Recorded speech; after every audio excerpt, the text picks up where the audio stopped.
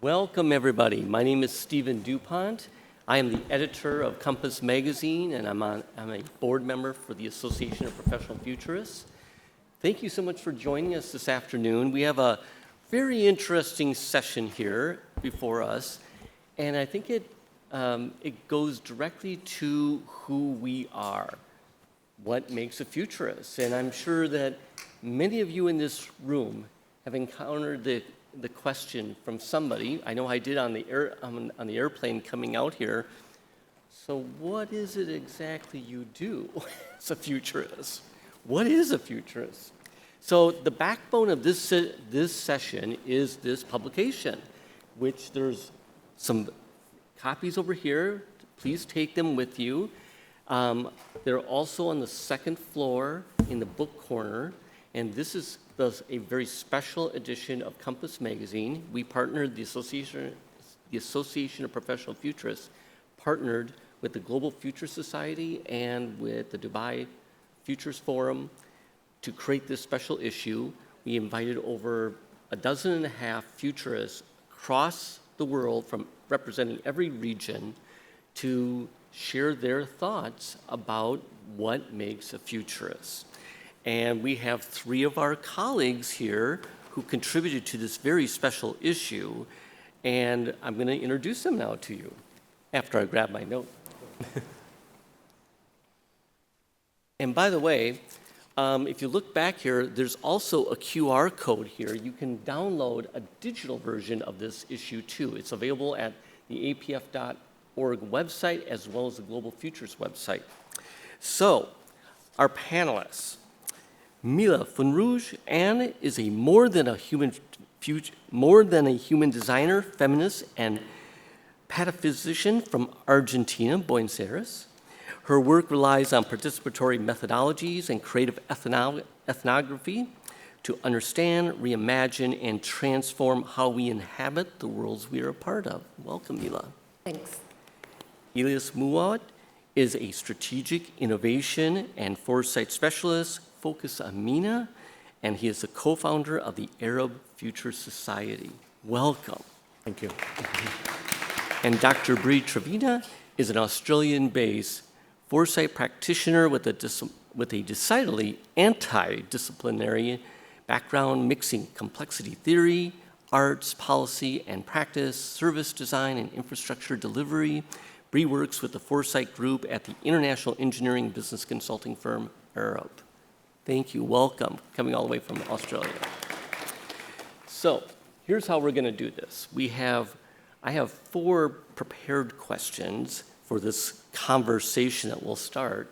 And then afterward, we'll invite you to share your own thoughts. And so I invite you, as you're listening to this conversation, to reflect on what makes a futurist, and to think about your own identity, your purpose, and why it is you're here exactly, and what you want us to be. Okay, so Mila, let's start with you. From your perspective or your experience, how would you define what a futurist is? Is it a mindset? We heard that in the last presentation up here. Somebody brought up the question of mindset.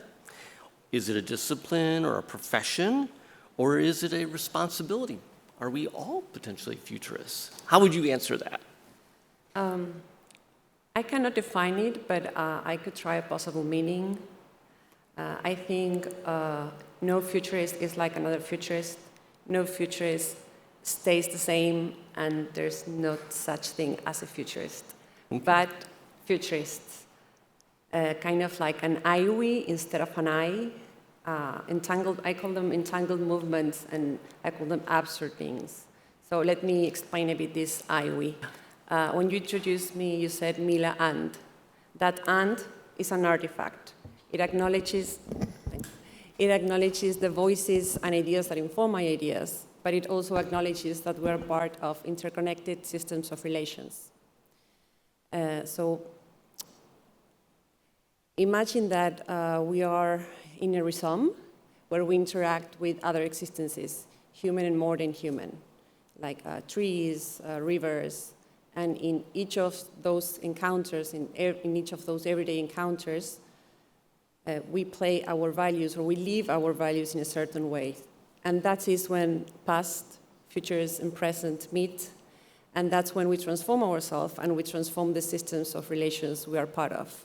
So basically what I'm trying to say is that we all are responsible, but not equally responsible for how those encounters happen, for how we co-design those worlds. So I guess maybe absurd beings could be those unbecoming and becoming with other existences. About the profession, I wanted to, I think that absurd beings not necessarily have a profession or practice a discipline. Some futurists are interdisciplinary, some are antidisciplinary, and I guess some of them do not know what the discipline is, and I think that's fine. They serve within entrenched institutions and systems and help us, they're like facilitators to help us imagine things otherwise, but also allow us to slow down and think about questions like whose needs, dreams, desires, temporalities, human and more than human, are being considered when we design a service, a product, a public policy. They help us to question who are we in these rhizomatic systems, in these more than human worlds. And maybe to clarify a bit and to conclude, I will give 2 examples of what I think an absurd being could be. But if you think about examples yourself and then you want to share them, you're welcome. So the first one is related to a short story. A few weeks ago, I was walking through a wetland, but it doesn't look like a wetland anymore. It's parking lots and pavement basically everywhere. And I saw this plant growing through the cracks of the cement, and I took a picture of it. I registered most of the things I encounter when I'm walking around. And I thought, this is an absurd being, because it's resisting, and it's telling me, or telling us, histories of control. It's a reminder of histories of control, of human exceptionalism, which is a form of inequality, if you think about it. And the other example that comes to my mind are the rivers and the Yakumama Amazon flotilla that together went to the COP30. So climate policies are designed with them and considering their ancestral wisdom and right. So basically, what I think is that absurd beings are imagining futures that are not built upon extractivism or exclusion, but rather they're entangled with interspecies and intergenerational responsibilities. Okay, thank you. Bree, how would you respond to that question? So the article that I contributed to for this magazine, I actually wrote with 2 colleagues, Tobias Revel and Charlie Warwick, who I work with at Arup, and it really kicked off a big conversation about how we see ourselves practicing in that space, and how we define that. So our conversation, very much like a kind of kitchen dinner debate, was around, well, I'm a designer, but my practice is in the future. That is kind of the focus that I look at. For others, it was much more around strategic foresight and that methodology and approach. And for others still, it was much more about, well, really I look at behavioural, socio-technical systems and how they come together. So in terms of that disciplinary methodology, it's really a kind of mix of those things with an orientation and a philosophy that is focused on that mindset about asking questions about the future, understanding that we are operating in our past and our present in a really relational ways that are full of people and stuff and institutions and ecosystems, and thinking about how these work together, and understanding that while we can't predict the future, one thing that we can be pretty confident of is that we will continue to be operating in this space of negotiation, contestation, collaboration, and really focusing on how do we then work to ask questions about that. So really kind of what we came out with in this is that being a futurist is for us about being useful. So not necessarily about being right, but how do we help others to question their assumptions? How do we help to surface those assumptions? And then critically, how do we make sure that we are putting assumptions and voices and presences on the table who aren't already there? And Elias? I mean, if we think of a futurist as a responsibility to open up options, right? I think it's all of these things and done at different times, right? Yeah. So, and what you've offered as mindset, discipline, and responsibility, of course, answer the how, what, and why, right? And those things are applied and thought of at different points in time. So responsibility, of course, beyond our human systems, right? Beyond our generation. So there is a responsibility part that we cannot shy away from as responsible people, as a responsible practice. While responsibility might mean very different things to many different people, right? The discipline is, yes, how do we keep the plurality? How do we keep some dissidence in that offering? Right? So it's all of those, not to add too much, I think the colleagues covered it quite well. I think it's all of those at different times, at different depth, at the same time, and sometimes not at all. I'm hearing a thread here. Is it fair to say that we all agree that it is maybe a combination of all of those, but the underlying thread here is it's a responsibility. We are here in service to others. Is that fair to say? Yeah. Let me ask you, Bree, on this next one. So, in a world shaped with uncertainty, there's plenty of that nowadays. What is the essential purpose of futurists? And let me throw in a curveball on this one. Do you feel on purpose being a futurist? Big questions today, Steve. I'm going to talk about this from the space that I practice in, so that is very much kind of built environment space. And for us, that essential purpose is to understand that when we're talking about the built environment, we are really talking about these complex systems for living. So these are spaces that are technical, yes, they're physical, yes, and material, but they are also social, they are economic, they are political within that environment.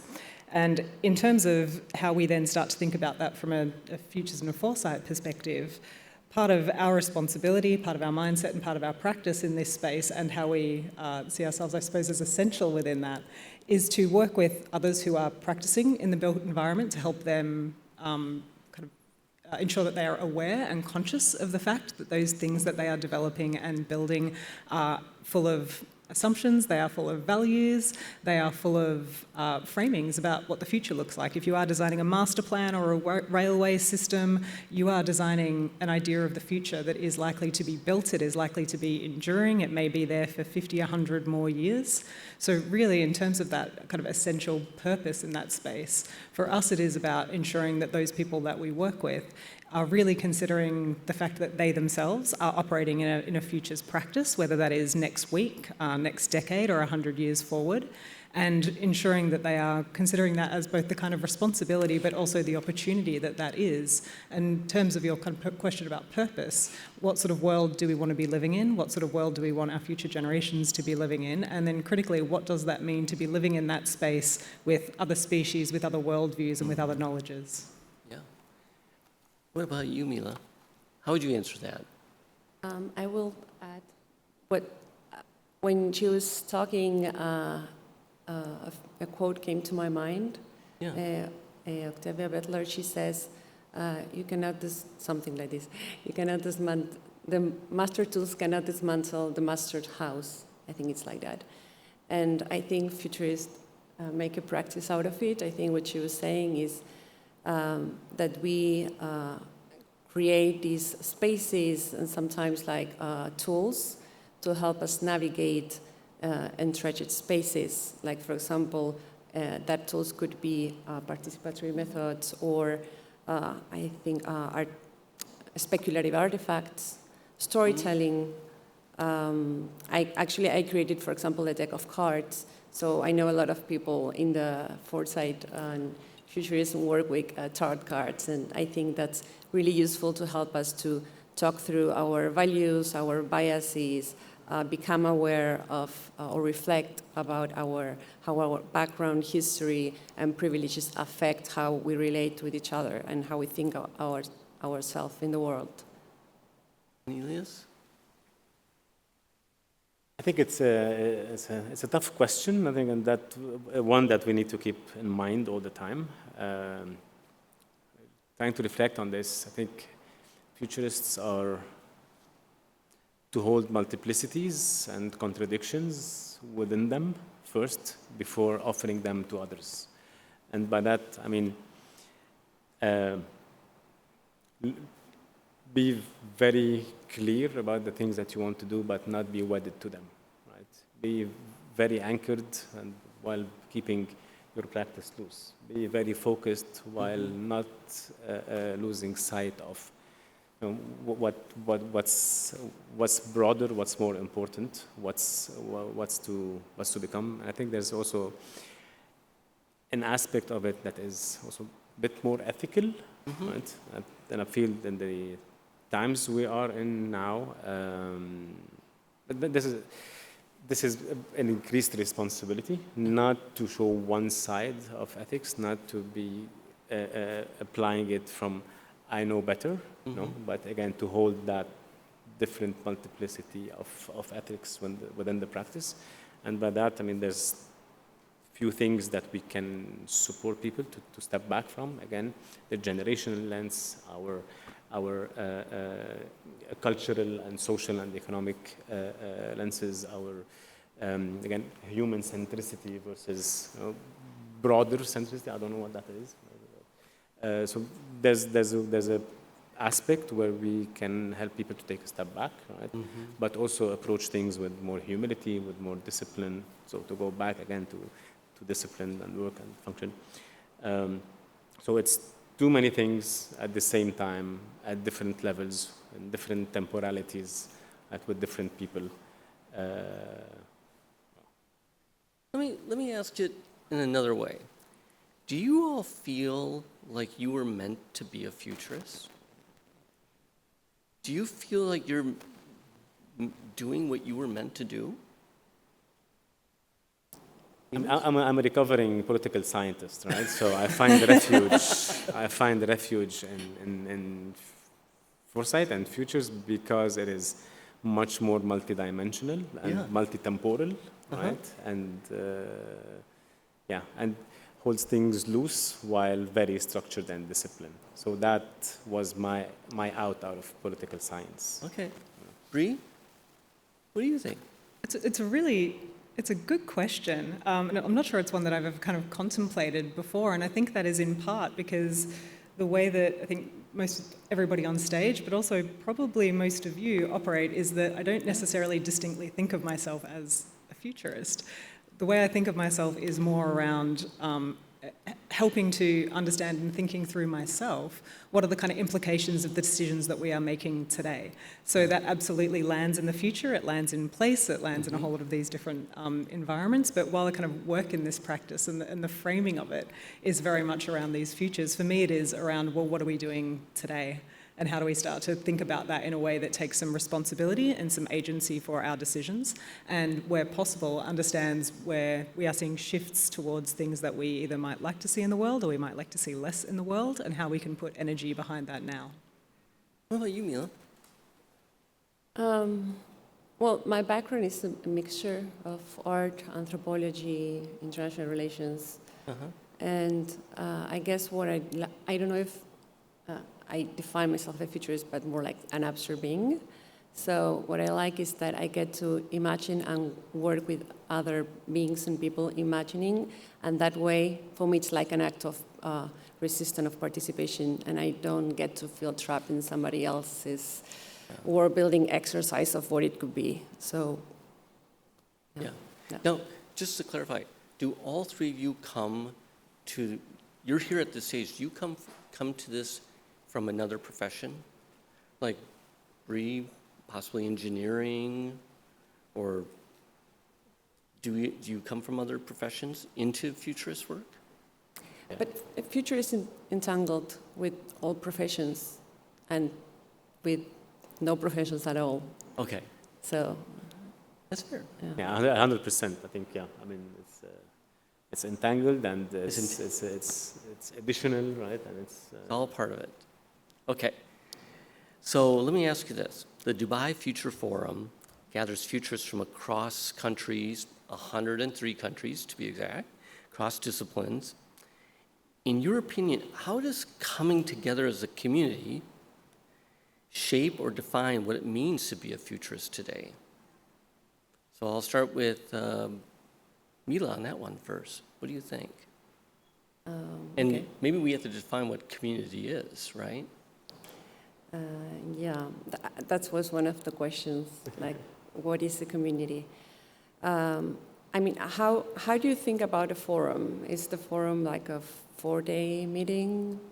Yeah, in this case. Okay, I don't think about the forum that way. For example, I think it's an event that doesn't have a beginning and an ending, Okay. and there are paths transforming right now and futures emerging as we're talking, or I don't know, in the exhibitions of the projects of solutions in the other part of the towers. Right. Yeah. Okay, and I think, I think that.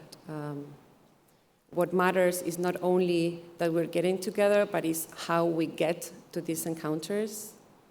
And again, I'm going to quote David Kopenawa from the Yanomami people. He says that those who only dream of themselves never get out of themselves, and in that case, the world becomes too small. And I think he's talking about this thing of that we get together, but it's not just being in this place together, like with the panel and the magazine. I mean, that's part of it, but it's reflecting and getting to shift our ways of thinking and doing through interacting with each other. Yeah, that makes sense. Elias? I think this is a great opportunity. Honestly, I know this is not the best, not the only one, but probably has the most wide-ranging. And I think for many reasons. First, it adds to the layer of what we learn and how we connect. Right? And I think this is ever expanding and more. And the more different profiles there are, the more potential, at least, there is to learn. I know it's too compact, but there's always that. So the highlight is the event, and then the traces that you keep after the event are also very important. So this is more on the conceptual level. On a more personal level, I think this is we owe it to the FF specifically, 2024, for the Arab Future Society. That was the moment where we always then thought, okay, we are here. Some of us are present, right? We have a story to tell, and we have a voice for everyone to hear. So how do we use that platform today, right, to share that story, to tell others that we exist, to learn from others as well, and piggyback on that momentum, right, to drive us forward. So I'll take this opportunity, if you don't mind, and also extend an invite to all my fellow Arabs, to practitioners, aficionados, professionals, right, to join us. This is an open invitation. I think this is at the heart of such an event and forum and connection. Right. Not just a space, but a place to come together. What about you, Bree?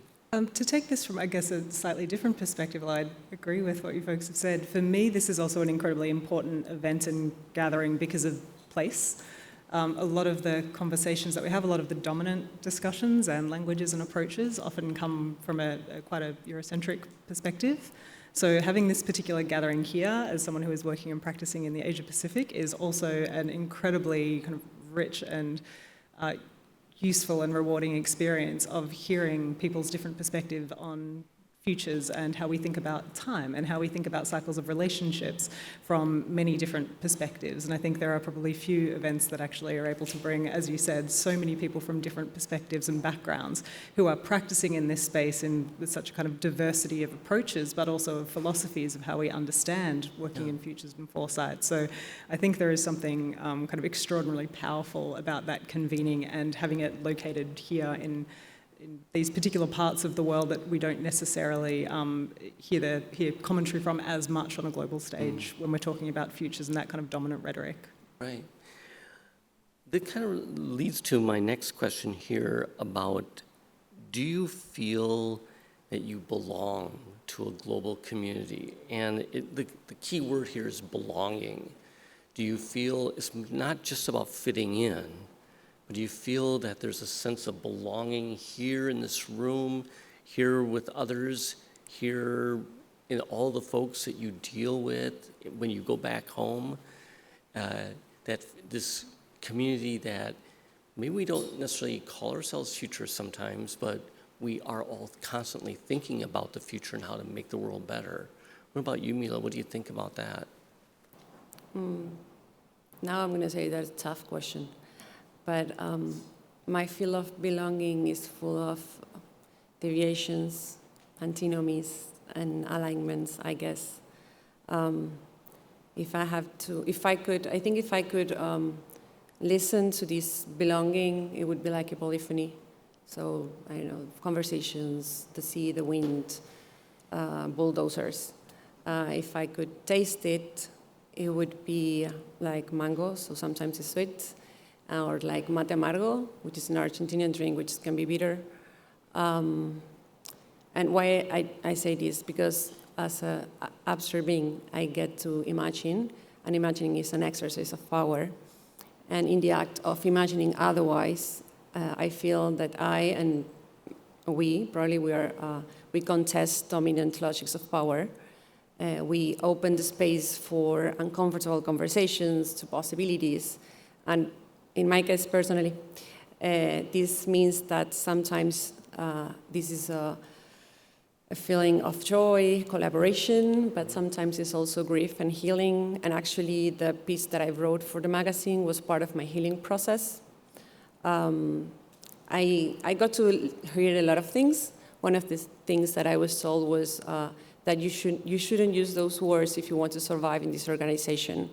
And the words I was using was imagining otherwise and interspecies collaboration. And I'm thinking, why do I have to use other words that are not describing the future that I and other beings and other groups of people who has been historically marginalized are imagining, right? It's like, I call it borrow words. And actually, why do I have to use words or human language? Anyway, I think my belong exists, persists, and sometimes feels like that, kind of like shaky. But it's strengthening when I participate with communities. But I wouldn't say that when I'm accepted by the global community, because I think it's not about acceptance, it's a thing about participating. Yeah. And not in a global community, but I feel more in a plural, pluriverse of multi-species communities of futurists, if you want. Because for me, a forest is a community, a neighborhood is a community, this is a community, Women Who Futurists is a community, and I belong to all of them, and I belong to a diverse community, even those communities where maybe growing or rewilding has the same value as having a PhD or a master's degree. Yeah, that. Okay. And Elias, what do you think about the word belonging and as it relates to the futures community? I think if it's a space for shared concern, right? Yeah. Shared excitement, right? Shared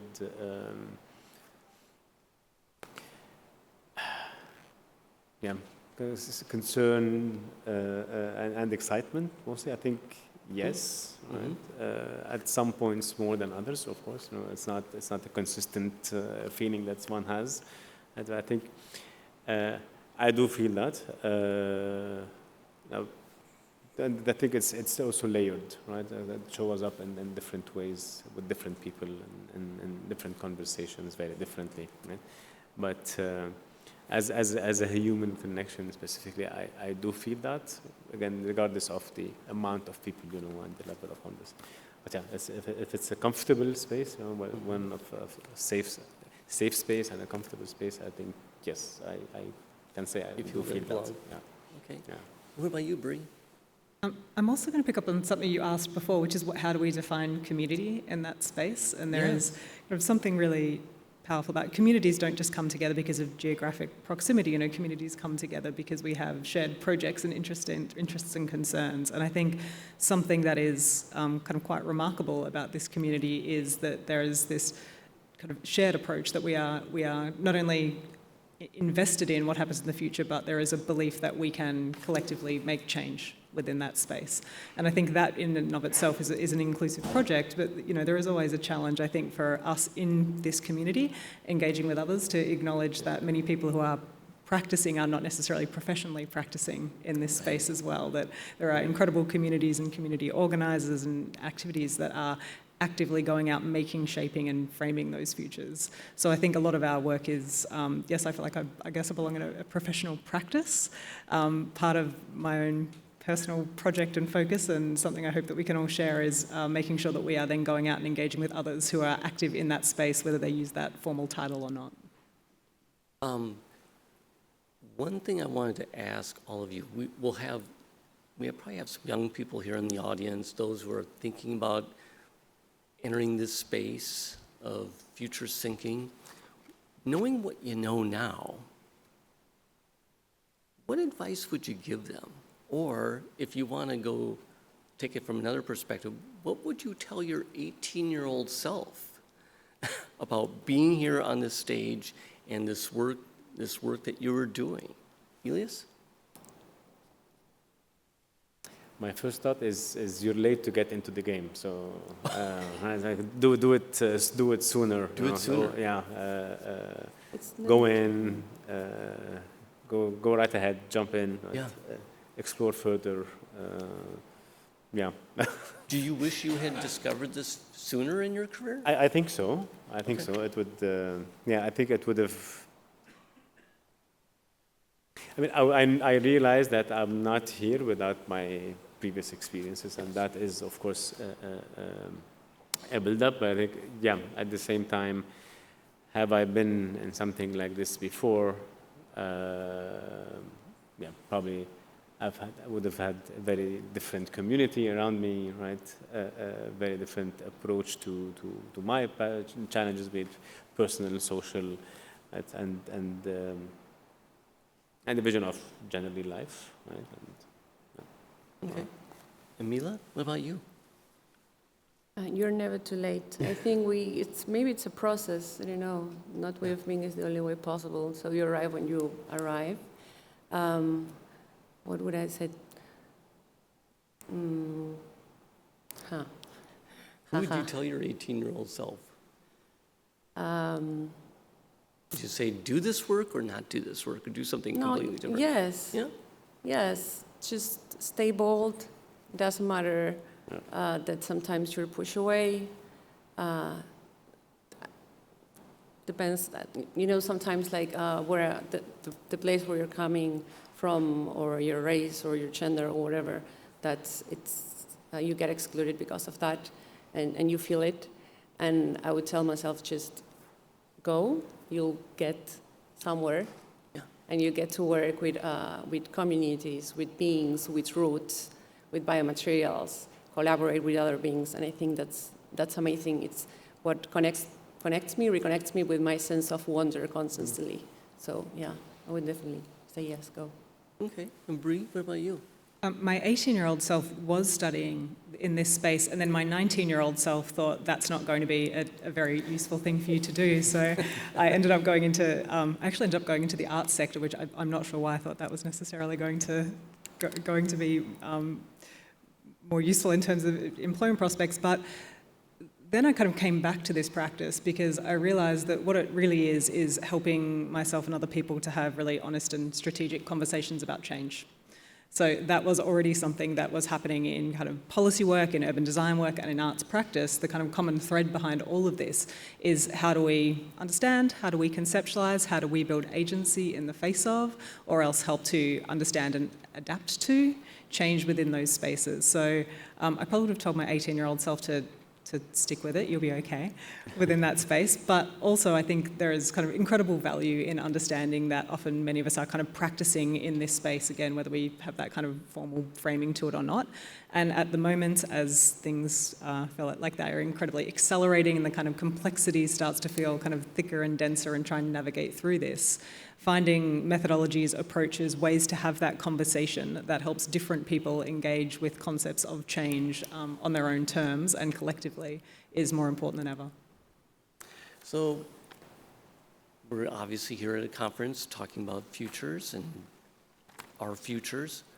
When you think about your future career, what you want to be, looking 10, 20, 30 years from now, what do you want to be when it comes to being thought of as a futurist or maybe not thought of as a futurist?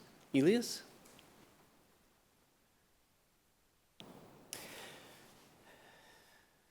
Maybe not thought as a futurist because I still don't Yeah. necessarily say I'm a futurist, but I like to dabble, right, and not be non-committal, again, because it's a place and a space that holds different types of relationships.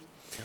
But surely keep on doing a lot of what I do, Yeah. more of it deeper, right, with plenty others. Okay. And Yila, what about you? I cannot tell you. I'm a shapeshifter by nature. I noticed isn't that the name of your firm, Shapeshifter? Yeah. So I know that I've been working with creative ethnography, with international organizations, with government, with communities, and now I'm learning to work with roots, to collaborate with other beings. So I would like to go in that direction because I think sometimes solutions are developed having a certain future in mind, that it's not more than human. So I'm going to try to hack how we understand, for example, scaling up or production or business, Yeah. but with interspecies collaboration. But who knows? Yeah. Bree? Hopefully in 20 or 25 years' time, I will be thinking there are so many people doing this work and they are so fluent and brilliant at doing it that I can probably just step back and retire at that point. But I hope that the community has not only built it continuing to grow in strength, but also that this is something that is just much more infused in the way that we run and make decisions and govern and think about our everyday lives. I have to say that I've heard in several presentations here the word hope. Are you all hopeful about the future? Are you hopeful in the work that you do and what it can accomplish, its impact? Bree? Am I hopeful? I think it probably depends on the day to some extent. But generally, yes, I think we do this work because we have inherent hope, and you see in real time, we see in the past, we see currently so many incredible kind of seeds of what is already happening that can have life blown into it. We see so many kind of potentials and possibilities within that space. Yeah. So yeah, absolutely. I think part of doing this work is kind of hope as an active verb, right? Understanding and thinking that we can collectively look at this in new ways and continue those things that are already working, that are already strong through. Emila, are you hopeful? Like she said, depends on the day. Most of the days I am. Yeah, but what inspired me, I guess, and gives me hope are all these actions or daily practices that imagine futures otherwise in different places, not like in a forum, but maybe in a community or in a garden. So I think that's what keeps me hopeful. And Elias? I often ask myself this question, and I go back to the same question as an answer. Like, what other option do I have? Right? Because honestly, this is as easy as it is for me. What other option do I have? And as we said, this is active hope. I'm skeptical, right? I'm very, very clear about it. I'm skeptical, always skeptical, but at the same time, I'm very hopeful, right? And I think, it is partly the role to open up these options, right? Not holding to them, not being held to them too tightly either. Okay. Continuous work. That sounds good. Maybe it's just not hope. I have a friend, I always talk to him, Cole, and he talks about magic and enchantment, and I think it's a bit about that too. Bring a little magic into our lives. There's also joy in the practice, right? Joy in community in the practice. So that also is part of hope. Yeah. We have about 10 minutes left, so I'd like to open it up to a couple questions, if you panel don't mind. Folks, do you have a question, sir? Thank you very much for taking my question.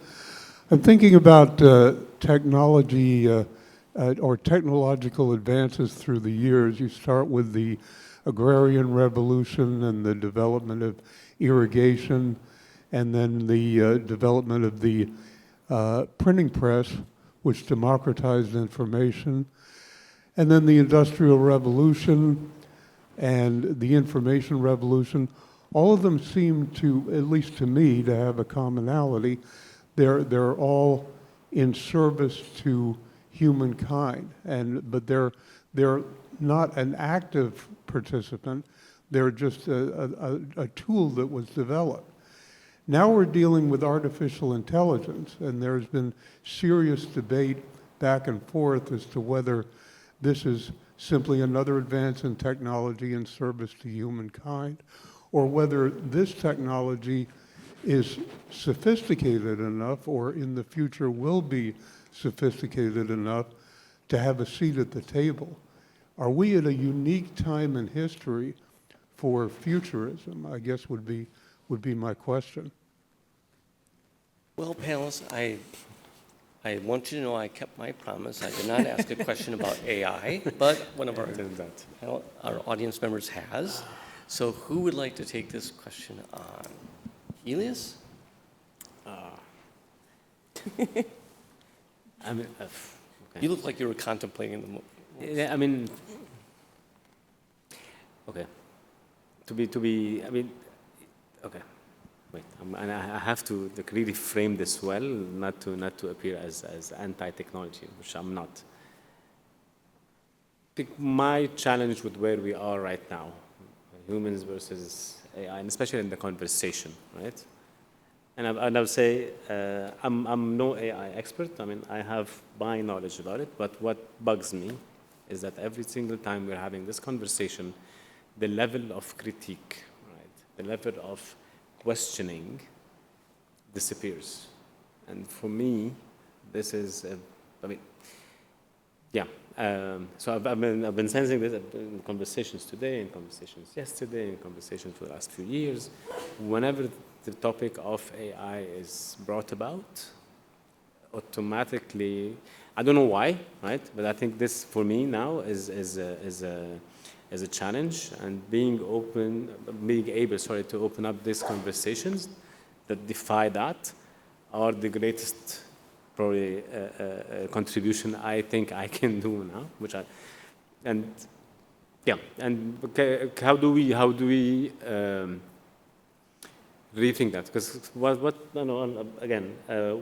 what we're seeing so far is still questionable, which is fairly acceptable, the technology that is still growing, right? The get-go so far, for me, in general, is not as positive as I'd like it to be. I think that's was... Okay. Yeah. Bree or Mila, would either one of you like to jump in on that one? You asked if this is a unique moment. I think one of the complexities within this particular moment is the sense that things might be moving faster from a technological perspective than they are from the social perspective and the governance perspective in terms of how we can agree to protocols and approaches that, exactly as you say, while this is a tool, we use tools in different ways. It is kind of our behaviours and how we, the attitude that we take towards AI. And I think there is often challenges in terms of that kind of speed around how do we come as a society, how do we come as communities to understand what we want from AI. Just because you can do things in this space doesn't necessarily mean you should. In saying that, there are incredible opportunities from AI when I think about things like, for example, looking at climate resilience, like kind of incredible, extraordinary moves within just the last few years around how we are much better able to understand from some of the data, how we are able to kind of act more quickly, and how we are able to navigate and support. So kind of incredible benefit. But I think the particular challenge, the intention we have at the moment is how do we ensure that our governance, that our regulations, and critically our community conversations can actually be had at the speed that is kind of commensurate with how fast technology is moving. Mila, did you want to comment too?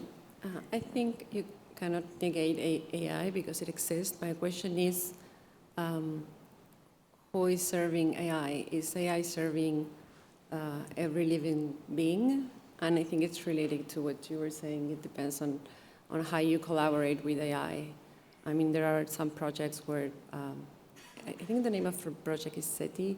They're working to try to understand the language of whales. So, depends, I don't have an answer. I think that would be a question. Sure. Is there another question? Yes. And then I see that your question. Hi, everyone. I'm really curious on the take of the panel on the professionalization of the job, of what a futurist actually means. I'm sure that if any of us will go now on LinkedIn and just put futurist, you'll be surprised of the number that we might see there among your first or second connections. So I'm really curious, how do you, what value or impact you see, or the need of having professionalization of the profession? Thank you. If I understood it right, correct me if I'm wrong, what is the need for futurists within organizations? Is that fair? And the need for professionalization of the job, like education. Oh, the publicization of the, so, Bree, would you like to take that one?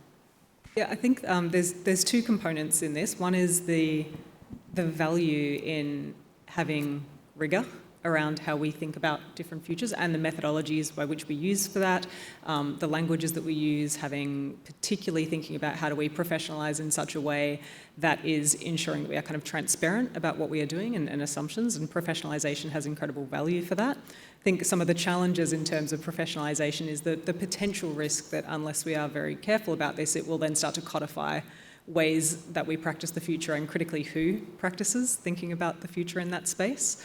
So I was discussing this with some other colleagues from Asia Pacific recently around, do we in fact, is there an impetus to professionalize and to document methodologies and approaches to ensure that we are able to embed that richness and that breadth of approach and the kind of rigor that we need when thinking about futures in that space. So I think it's a bit of a potentially a double-edged sword in terms of either limiting or kind of growing our practice.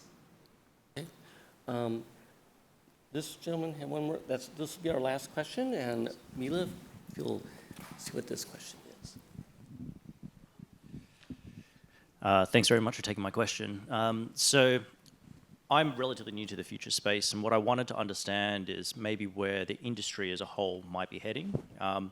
My interpretation is that futures, probably unlike a lot of other things, is a skill set that is kind of agnostic to industries. You know, I work in the same space that Bree does. I work for one of her competitors, but you know, you seem to be able to apply it to technology, to a steel mill, to agriculture, whatever it is. For someone like myself who's interested in getting into this space, I want to try to understand where exactly are the opportunities for something that doesn't have necessarily a traditional career path. So would you say your question is more about the futures industry? Yeah, in a broad sense, you know, almost akin to almost what she was saying, in the sense that, you know, the professionalization of the industry. The professionalization of it. Okay. Mila, would you like Sorry, to? could you repeat the question? I think the question is about the professionalization of futurists, and how do we go about that? I have mixed feelings. I think it's important to, you know, we were talking about this, like to get in certifications or, you know, the rigor you were talking about, but at the same time, it can end up being a club. Right. And many people get excluded of that club. So I think we can share methodologies. We can get together in different spaces, and you don't necessarily need a certification. And because I also think that futurists are not only human, but also more than human, trees, fungus. I think that we collaborate and we reimagine futures together, and a mushroom doesn't have a professional certification. Okay. Bree or Elias, would you like to hear a comment? I'll pick up on what you've mentioned there around, does it need to be disciplinary? I think what you were kind of asking there a little bit like that, yeah.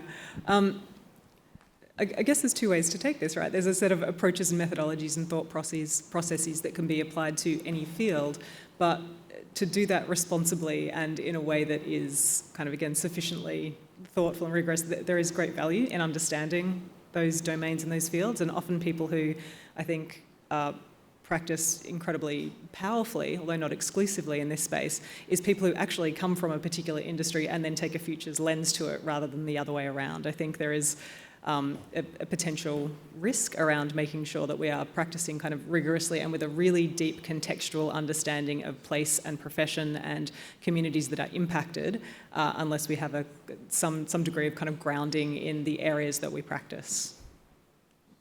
Elias, I saw you nodding. Last word? No, I agree. I mean, probably the last thing I would like to see happening is just having a set of tools and applying them across, right? And as the saying goes, a fool with a tool is still a fool, right? So I think I would not like us to fall into that, right? Because of just professionalization and certification, what have you. It's more than that. Again, it's an invitation. I see it like that. It's an invitation that is inclusive. So yeah, there's a balance to keep and to be aware of.